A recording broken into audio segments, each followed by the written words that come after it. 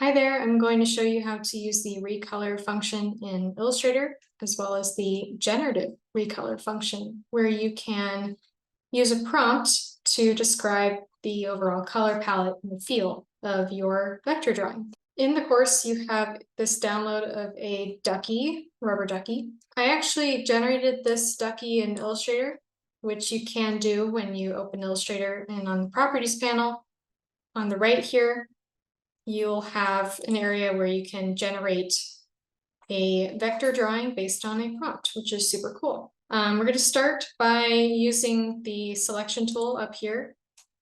And we're going to just click anywhere, and you can click on the entire ducky because it's all grouped together. And under the properties panel, we're going to scroll down.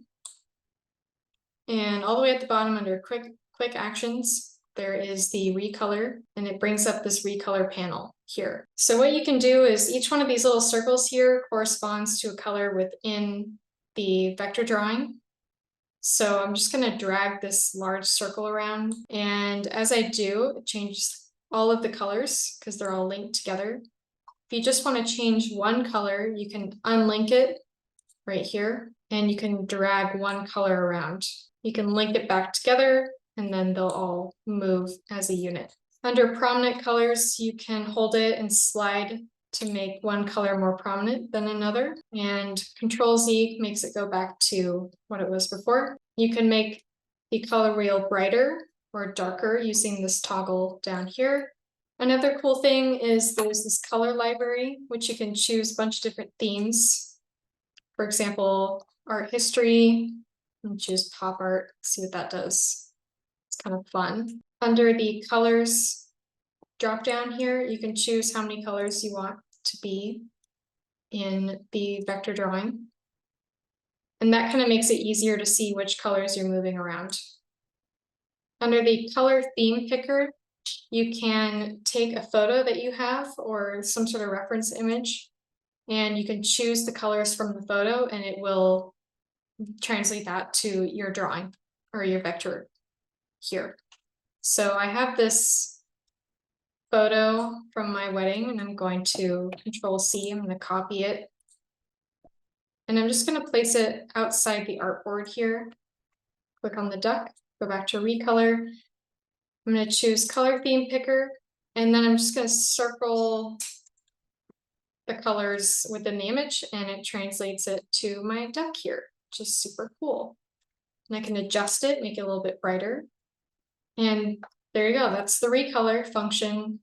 And then under generative recolor, you can use the prompt section to describe what kind of feel you want for the color palette. So I'm going to go warm sunrise. Click enter to generate, and it will choose a couple different color palettes for you. I think I like this one the best. Or you can go from sample prompts here. So maybe terracotta desert.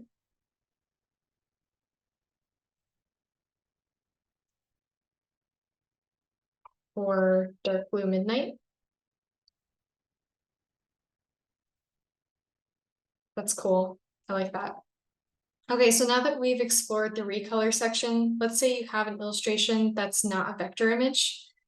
So what you can do is you can open it in Illustrator. So I have this illustration of a coyote that I did in Procreate, so it's not a vector image.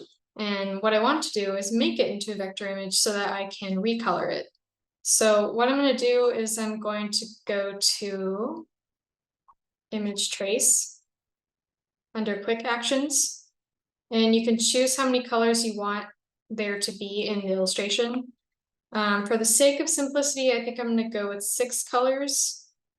Like, okay, it's going to take a little bit. All right, so now I have my image that's been image traced. And under Quick Actions, I'm going to click Expand. And it's going to convert the tracing objects to paths. All right, so as you can see, all the objects here that have been traced are now their own paths. Now I have the opportunity to go under Quick Actions, and I can recolor it now. So it took a few steps to get to this point. but it's worth it. So recolor. And now the same thing that I did with the rubber ducky, I can go around and change the overall color scheme. Oh, I really like that actually. I can make the color palette a little bit lighter or darker, however I want it to be. The same thing, I can use generative recolor. I'm gonna try Lavender Storm. That's cool.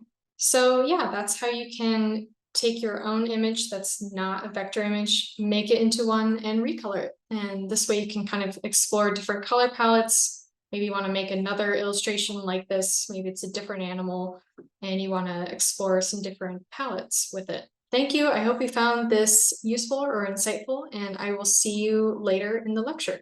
Bye.